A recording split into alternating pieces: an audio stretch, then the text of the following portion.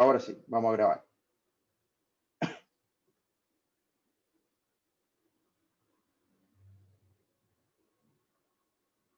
Entonces, de lo que vamos a hablar hoy día son de estas, de lo que me invitó a hablarles Marcelo, ¿cierto?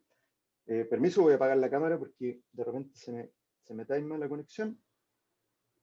De lo que les voy a hablar hoy día, ¿cierto? Tiene que ver con estas macromoléculas, ¿cierto? Que son de tremenda importancia, como les decía Marcelo, en la función celular, ¿cierto? Y obviamente en el funcionamiento general de los organismos, ¿no? Que son las proteínas, ¿no? Y aquí, en este mono, ¿cierto? Que me robé en realidad del Leninger, por si ustedes después lo quieren ver, ¿cierto? Ustedes lo que tienen tres ejemplos, ¿cierto? De la diversidad de estas macromoléculas. En A, ustedes lo que tienen ahí en realidad es una luciérnaga, ¿no? Que ustedes saben, son estos bichitos que lo que hacen, mediante reacciones de bioluminiscencia, convierten un sustrato y ese sustrato emite luz, ¿sí? Mediante una reacción química, ¿no? Particularmente la conversión de la luciferasa, ¿cierto? A expensas de ATP, mediante precisamente una enzima, un tipo de proteínas que se llama la luciferasa. Por otro lado, en B, ustedes tienen un grupo ahí de glóbulos rojos, ¿no? Como ustedes saben, estas son las células que son las encargadas de distribuir, de mover el oxígeno a través del torrente sanguíneo, ¿no? Y eso lo hacen, y son células tremendamente especializadas, como ustedes sabrán y recordarán de sus clases de biología celular. Eso lo hacen gracias a la actividad de una proteína también altamente especializada, que se llama la hemoglobina, ¿no? Que lo que hace es precisamente unir oxígeno. Y finalmente ahí tienen ustedes un rinoceronte, ¿cierto? Que está ahí como, no sé qué está haciendo, está como paveando ahí, como despertando, no sé, con caña, con sueño, no sé. Bueno, y ¿por qué les pongo ahí este rinoceronte? Es porque ahí hay otro ejemplo, ¿cierto? De una proteína estructural, que en el fondo es la queratina, que es el cuerno, ¿no? Que es básicamente el fundamento de lo mismo que tenemos nosotros de los pelos, ¿cierto? Pero, y la piel, pero básicamente en este caso, en el ejemplo del rinoceronte, está altamente especializada, ¿cierto? Formando esta estructura dura, ¿cierto? Que es bastante preciada, lamentablemente, en ciertos mercados ilegales, ¿no? Y que le sirven a este animal para precisamente defenderse. Estos tres ejemplos, si ustedes se fijan, son tremendamente diversos en términos de funciones. Uno tiene funciones de comunicación, como lo son en el caso de la luciérnaga. En el otro tiene una función de transporte altamente especializada. Y finalmente lo que tenemos acá es una función de defensa y hasta ornamental, pero eso es otra cosa dependiente de la etología del animal, ¿no? Y sin embargo, todas estas tres funciones y estas tres proteínas que están involucradas en estas funciones tienen el mismo fundamento, ¿no? ¿Sí? La misma composición química.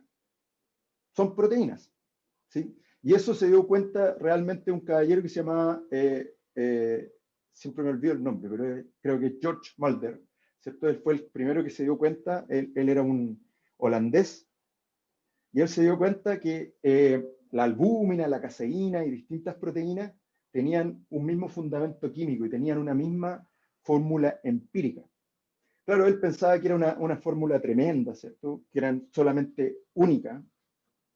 Lo que sabemos ahora es que en realidad no es así, ¿cierto? Pero lo más interesante es que él ya se empezó a dar cuenta, ¿cierto? Que esto tenía una composición más o menos estándar, ¿cierto? Por eso me refiero al tema de la fórmula empírica.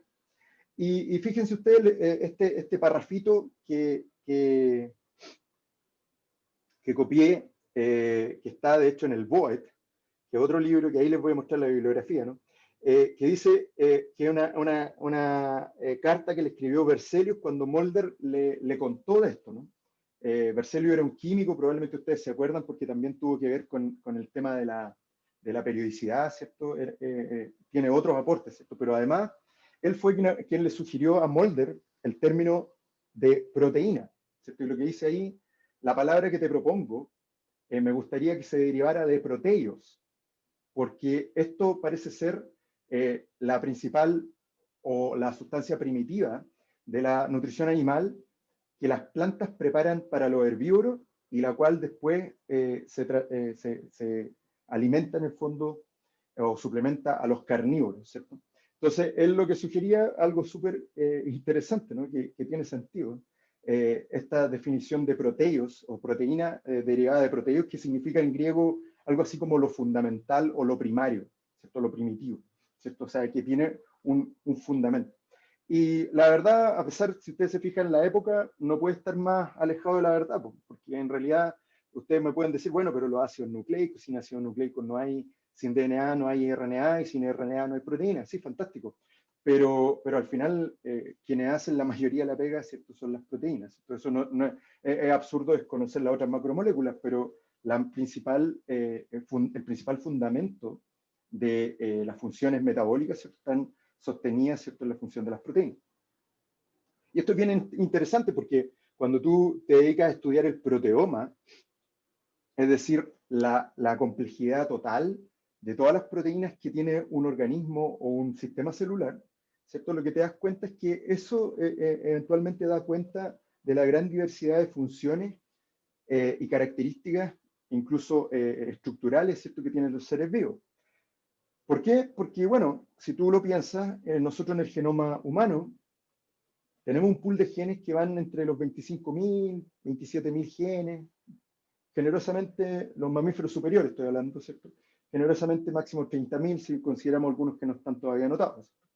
Y si tú consideras que, por lo menos los datos que sugieren las publicaciones actuales, ¿cierto?, es que aproximadamente un gen sufre al menos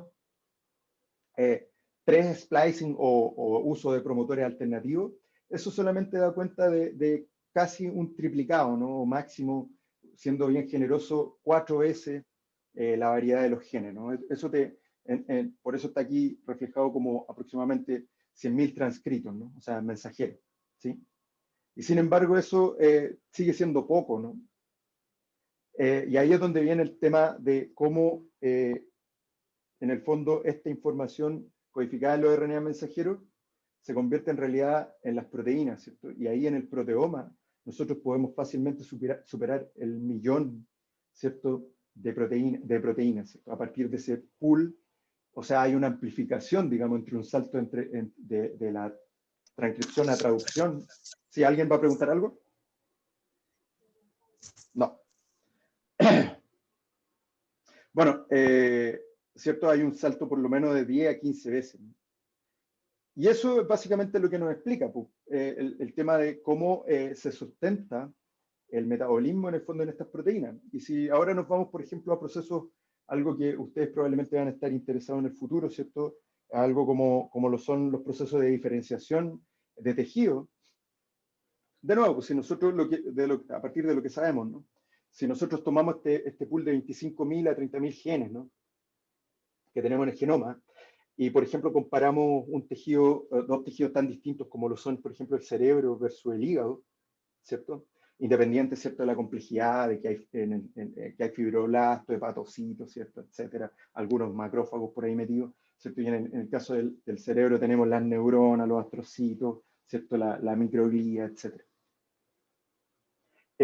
Lo que sabemos es que para dar cuenta de esta diferencia estructural y funcional de tejido, lo único que son distintos son aproximadamente 11.000 genes, la expresión diferenciada de 11.000 genes. Y a ustedes les puede parecer mucho, pero en realidad son re poco para pensar en la complejidad, ¿no? En realidad lo que se ha visto es que esto tiene que ver con esta diferencia, ¿cierto? Y en función de este pequeño pool de genes tejido específico, esto tiene que ver en realidad con cómo conversan los constituyentes del proteoma, es decir, las proteínas. Y aquí ustedes tienen un ejemplo, ¿cierto? Que si se fijan y lo miran con mucha detención, si se fijan aquí tienen un complejo proteína, ¿cierto? Donde, por ejemplo, M está conectado a L y está conectado a E, y E en este caso está conectado con C, pero aquí en este caso en el hepatocito, por ejemplo, está este mismo complejo, pero aquí M cambió y aquí está asociándose o interaccionando, por ejemplo, con C, ¿cierto? O qué sé yo, por ejemplo, si miramos, por ejemplo, en el núcleo de esta célula, acá tenemos un complejo que está conformado por A, B y G, ¿cierto? Y acá A, B, G y F, ¿cierto? y donde F, por ejemplo, puede estar fuera de este compartimento, ¿cierto? ¿Qué es lo que quiere decir esto? Que al final la diversidad del proteoma y cómo el proteoma conversa, cómo funciona, cómo actúa, es lo que realmente le da la potencialidad a diferenciar estas distintas funciones y estas distintas estructuras de tejido, ¿no? Y obviamente esto tiene un tema que por lo menos es de interés biomédico, ¿cierto? Para los que trabajamos en esto, es que, claro, si tú lo piensas, cuando hay alteraciones de estas redes, ya sea físicas o funcionales, entre proteínas, obviamente hay perturbación de la homeostasis y eso eventualmente puede desencadenar enfermedades. Entonces, obviamente es interesante estudiar las proteínas. Y esto se debe a algo que ojalá que les quede grabado, ¿cierto? Tatuado al final del curso, ¿cierto? A precisamente cómo se integran las vías que conforman todo este metabolismo, todas las funciones metabólicas de las células, ¿cierto? Que es básicamente, esto está representado acá, ¿no? Donde ustedes se van a dar cuenta que tienen un montón de vías que vamos a ver aquí. Si se fijan acá tenemos el ciclo de Krebs, ¿cierto? El metabolismo de los lípidos, el metabolismo energético, ¿cierto?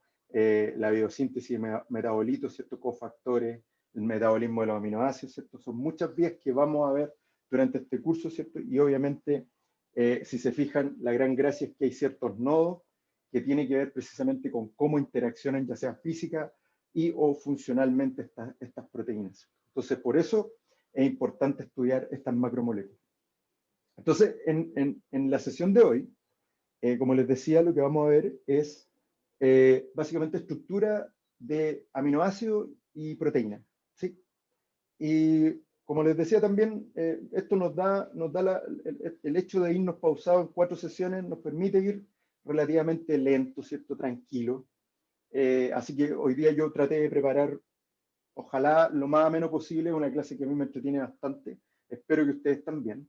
Es un tema que me es interesante.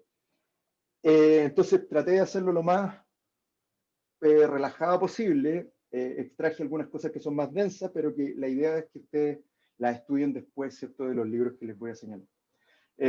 A partir del viernes vamos a ver, primero, como les decía, vamos a hacer un breve repaso a lo que es equilibrio químico y termodinámica. Y vamos a ver cinética, química, desde un punto de vista de fundamentos químicos, ¿no? Y vamos a ver un poquito de enzimas, ¿cierto? Y ya el próximo miércoles nos vamos a tirar un poco más intenso, ¿cierto? Con actividad enzimática, ¿cierto? Y cinética enzimática. Y finalmente el próximo viernes vamos a ver mecanismos de regulación enzimática, ¿cierto? Ahí vamos a discutir y vamos a tratar de aplicar todo lo que obviamente hoy día también nos compete, que es estructura de proteínas. Para estas sesiones, yo sugiero que le den una mirada principalmente al libro, que si mal no recuerdo es libro guía, ¿cierto? El Leninger. Yo aquí les puse la 5ª edición, que son en este caso los capítulos 3 y 4. En el caso del Boet, que es un poquito más profundo, los capítulos 4 al 9. El Strayer también es un muy buen libro para estudiar esto, que aquí pueden estudiar el capítulo 2. Y finalmente, si el tema de la estructura de proteína les gusta y les interesa, yo les sugiero que vean este último libro que se llama The Molecules of Life, Physical and Chemical Principles, de Kurian, ¿sí? Particularmente el capítulo 4 tiene ejemplos bien interesantes en lo que respecta a la estructura de proteínas. Entonces, ahora vamos a lo que nos compete. En términos de lo que me gustaría que se llevaran para la casa, a mí lo que me importa hoy es que ustedes entiendan características generales de los aminoácidos, características del enlace peptídico. Aquí vamos a aplicar algunas cosas que vimos en química. Y los niveles de estructura, los niveles de organización, digamos, a nivel jerárquico de la estructura de las proteínas, ¿cierto? Y aquí lo que me interesa es qué características tienen y cómo se estabilizan. ¿Por qué les digo al tiro esto? Porque esa es pregunta de prueba. Al tiro les digo. O sea, en el fondo, ¿cómo se estabiliza la estructura primaria? ¿Qué tipo de enlace, qué tipo de interacciones la estabilizan? La secundaria, terciaria y cuaternaria. Y finalmente vamos a ver un poquito de plegamiento de proteína, algo para que ustedes en el fondo entiendan que aquí entra en juego, y como va a ser durante todo el curso, entra en juego la termodinámica, ¿no? Primero, partamos, pues, porque en el fondo cuando hablamos de proteína, lo que tenemos que decir al tiro es que las proteínas son polímeros, ¿sí? Son polímeros de cuyo monómero son los aminoácidos. Y aminoácido viene su nombre obvio, ¿no? Porque tienen un grupo amino y un ácido conectado a través de un carbono central que vamos a llamar carbono alfa, ¿sí?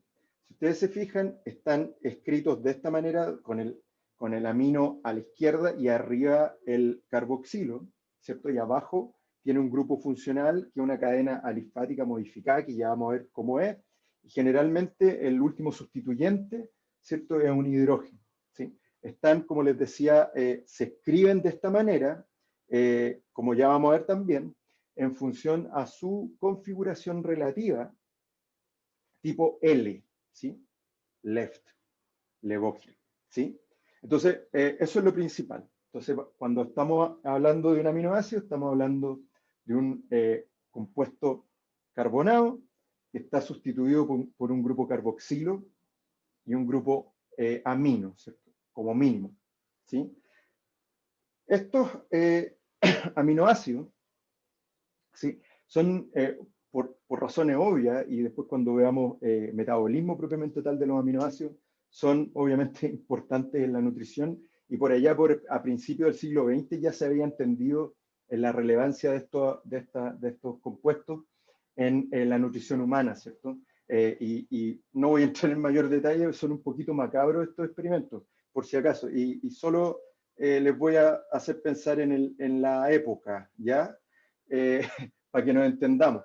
Pero la verdad, o sea, ajeno a eso, estos experimentos fueron hechos en animales, ¿cierto? Pero esto ya tiene que ver un poquito con seres humanos. Rozan un poquito la ética, hay que decirlo, pero desde tiempo lo que quiero reflejar con esto es que efectivamente los aminoácidos son importantes en la nutrición humana. Y esto tiene que ver porque cuando nosotros empezamos a estudiar los aminoácidos, lo que nosotros tenemos un pool de 21 aminoácidos, 20 en realidad, aminoácidos que son los aminoácidos que vamos a llamar proteicos, es decir, que dan origen a nuestras proteínas, ¿sí? Hay otros que son no proteicos, ¿cierto? Que van a tener que ver con metabolismo intermediario, ¿cierto? Y otros procesos, ¿sí? Pero básicamente cuando nosotros hablamos de estos aminoácidos y en términos del funcionamiento celular, hay algunos que vamos a llamar que son esenciales y otros no esenciales.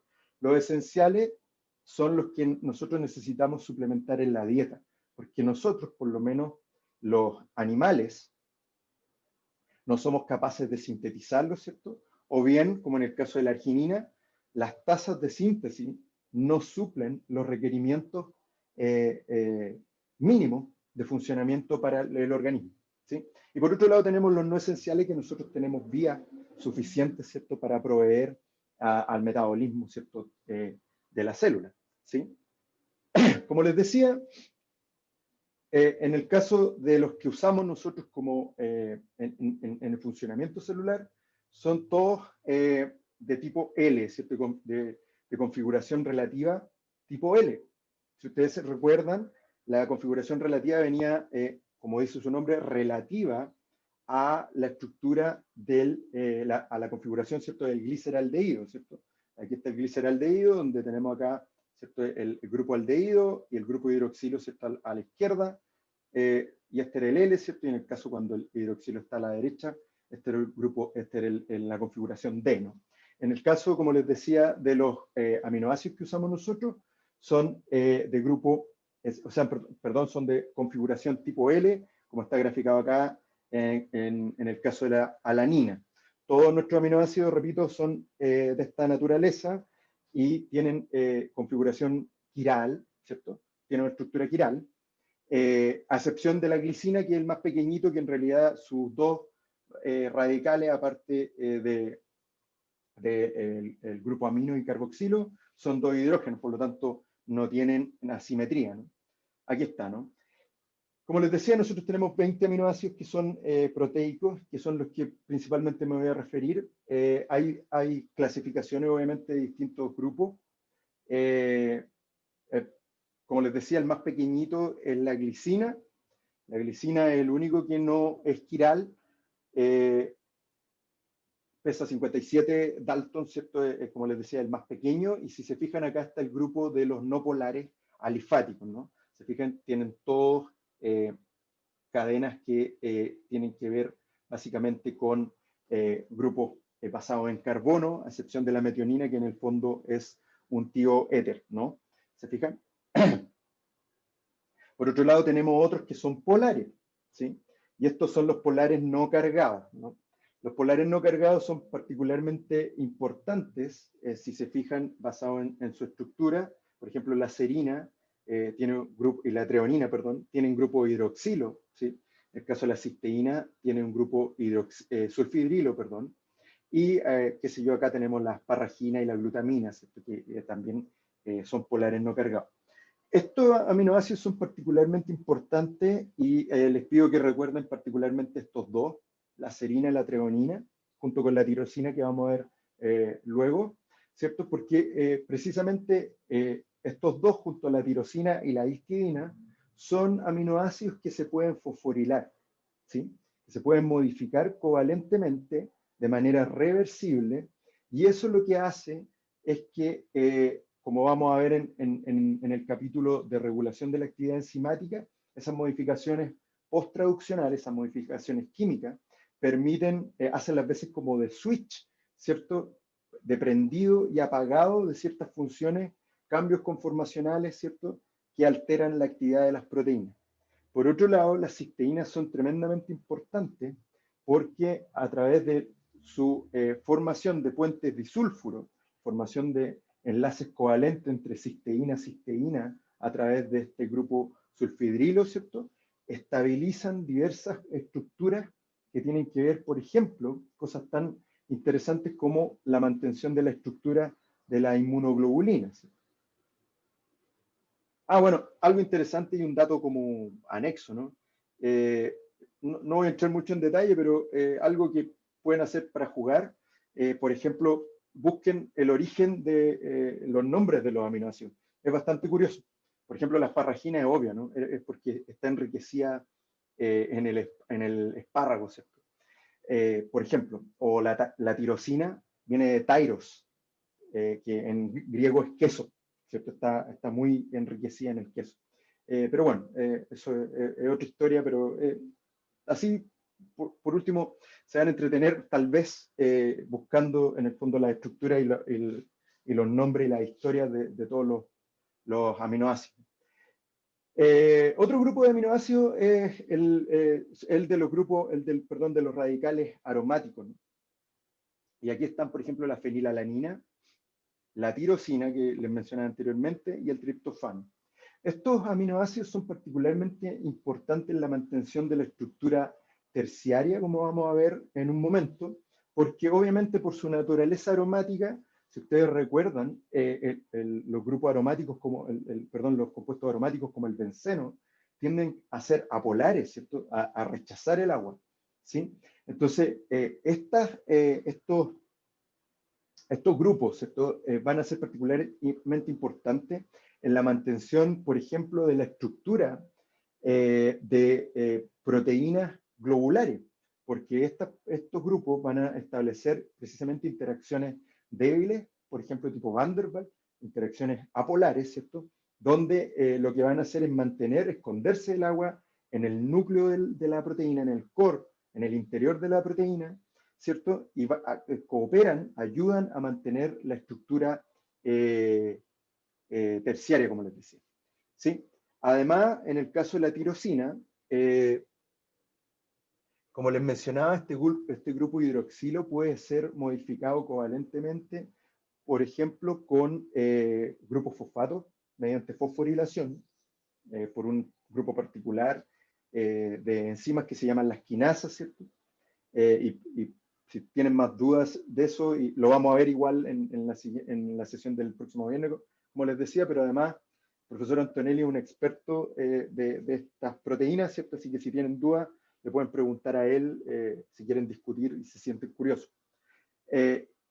Entonces, bueno, y además la tirosina puede ser nitrosilada. Eso es particularmente importante en la regulación de proteínas a nivel redox, ¿no? Algo interesante de los aminoácidos aromáticos es que estos grupos, como buen grupo aromático, puede absorber la luz, ¿sí? Y bueno, en general, por ejemplo, estos tipos tienden a absorber en el rango de los 250, o en el caso de la tirosina y el triptofano, en el 280, ¿cierto? Y esto en muchos aspectos, sobre todo la absorción del triptofano y la tirosina, permiten, por ejemplo, seguir los cambios conformacionales. Como les decía, como estos tipos en general se tienden a esconder en la estructura de la proteína cuando hay cambios conformacionales de exposición, es decir, se mueve un motivo, un dominio, una región de la proteína.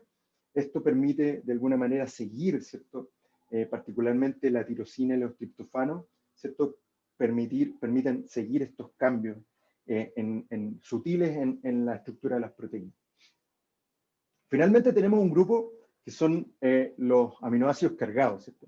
Y aquí estos se dividen en dos grupos, los polares, o sea, los positivamente cargados y los negativamente cargados. En los positivos, si ustedes se fijan acá, vamos a encontrar, todos tienen la gracia que son sus sustituyentes, su radical, ¿cierto? Son en el fondo cadenas alifáticas que terminan o están modificadas en grupos amina, ¿no? En el caso de la lisina, por ejemplo, esta amina, este grupo amina, es bien interesante porque ese aminoácido puede ser susceptible a una modificación postproduccional bien relevante en la célula, que es la ubiquitinación, que permite la mantención, o sea, de la proteostasis en el fondo, enviando, por ejemplo, a las proteínas de degradación, o también puede modificar la actividad, ¿cierto?, de manera alostérica. O qué sé yo, también se puede metilar, por ejemplo, mediante otro tipo de enzima. Por otro lado tenemos la arginina, que tiene en el fondo un grupo, si se fijan, guanidinio, ¿sí?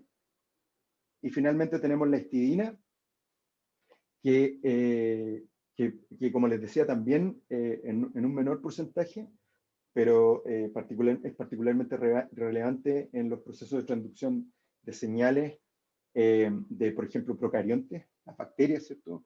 E incluso nosotros, aunque en menor medida, ¿no?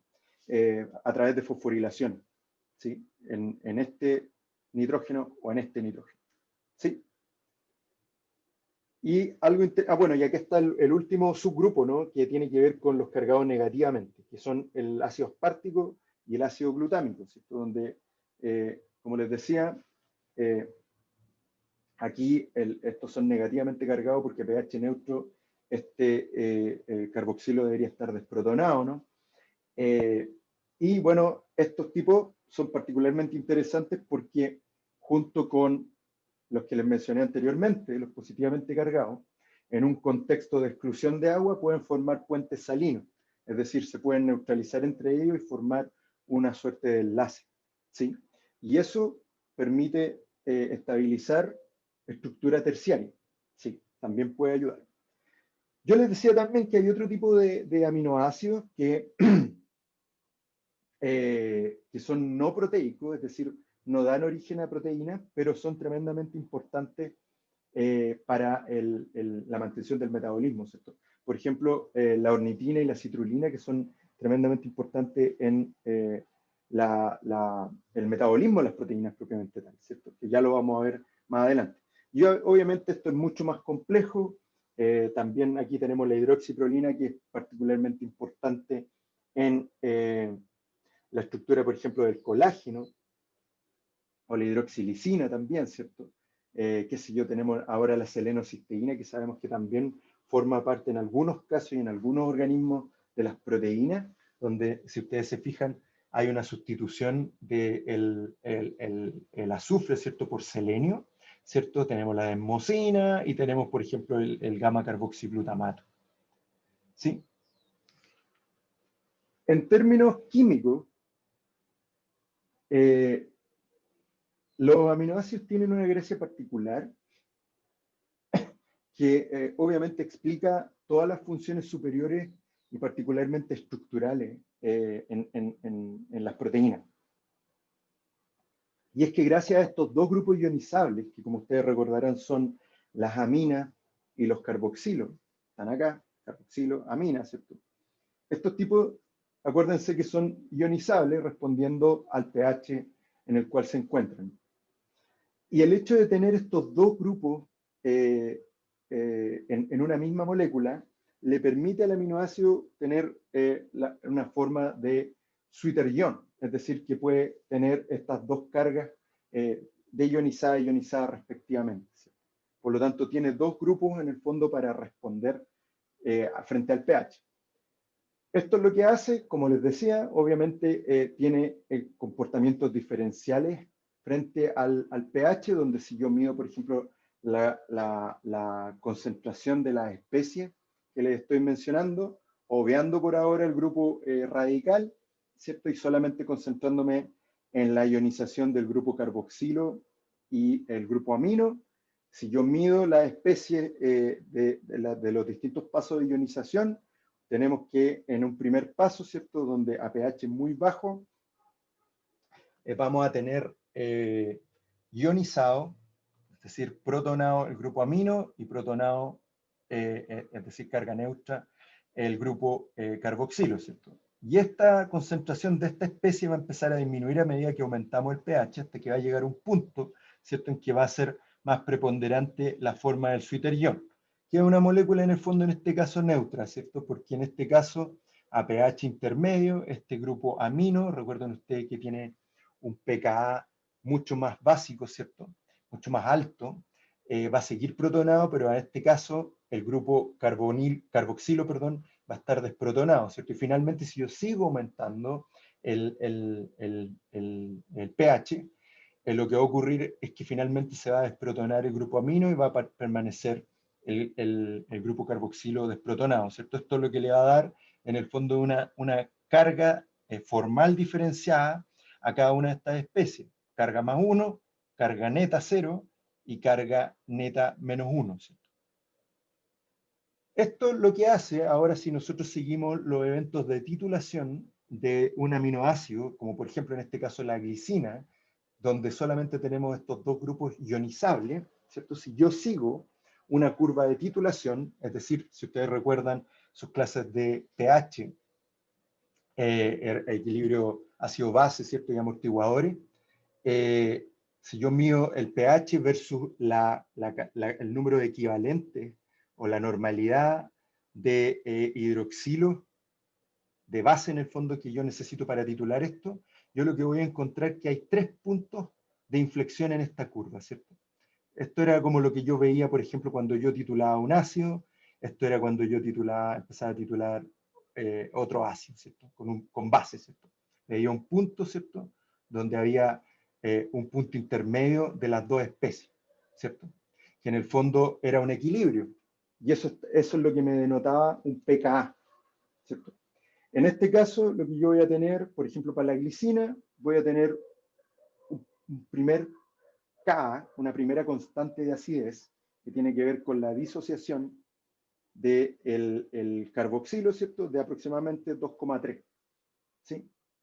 Si yo voy a la ionización del grupo amino, voy a encontrar que acá en el equilibrio, en el punto de equilibrio, esto me va a representar una Ka, un pK2, ¿cierto? De aproximadamente 9,6, ¿cierto?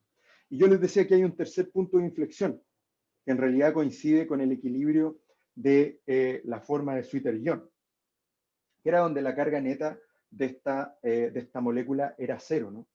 Eso es lo que vamos a llamar el punto isoeléctrico, es decir, cuando al pH es el pH al cual la carga neta de una molécula, de una partícula, es igual a cero. En el caso de los aminoácidos, este punto isoeléctrico va a ser igual a los promedios de los pKa, ¿sí? De cada uno de los grupos ionizables, ¿sí? En este caso, como dijimos, la glicina solamente disocia o ioniza el grupo carboxilo y el grupo amino, o sea, va a ser el promedio de estos dos pKa, ¿cierto? Que en el fondo es 5.97, aproximadamente 6, ¿cierto? Si ustedes recuerdan el curso de química, ¿cierto? Ustedes vieron hasta el cansancio, lo vieron ab nausea, el ejemplo del ácido acético, ¿sí? Y ustedes probablemente ya se saben de memoria que el pKa del ácido acético es 4.76. Y lo mismo, por ejemplo, para el amoníaco y por extensión uno podría pensar la metilamina, ¿cierto?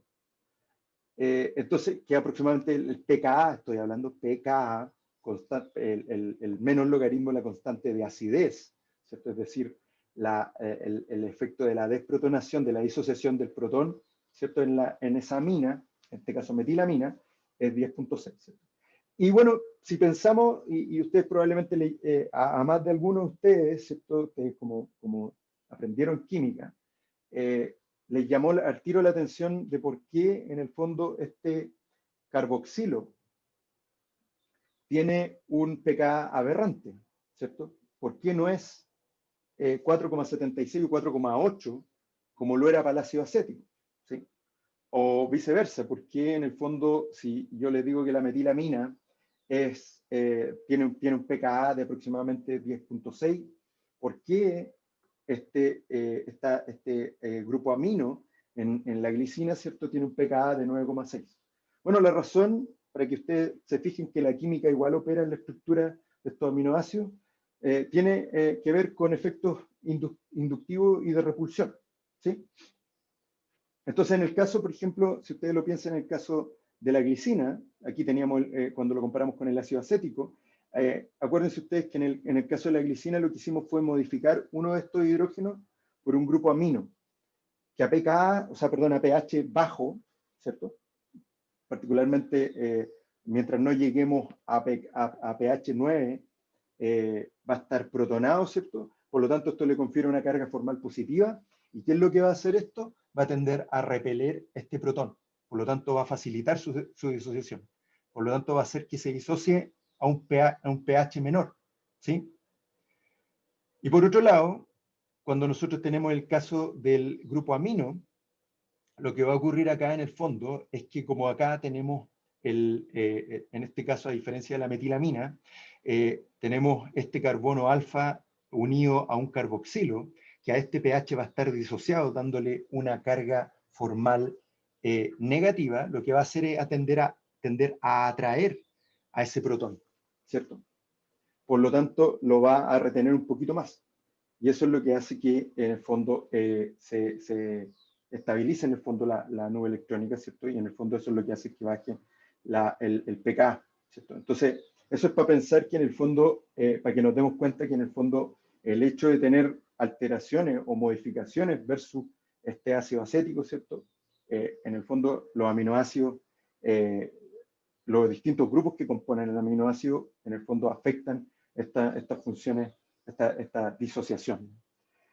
Yo les decía que, claro, hay otros aminoácidos que en el fondo tienen grupos disociables en sus radicales, ¿no? Y este es el caso, por ejemplo, del glutamato y la histidina. En este caso, vamos a tener más de esos 3 puntos de inflexión, ¿sí? Y en el fondo lo que vamos a tener es un pK1 que va a tender, ¿cierto?, al rango de 2, al igual que la glicina, que tiene que ver con la disociación del carboxilo. Después vamos a tener un pKa del radical y finalmente vamos a tener en rango de 9,6, ¿cierto? 9,7, la disociación del grupo amino, ¿no? ¿Sí?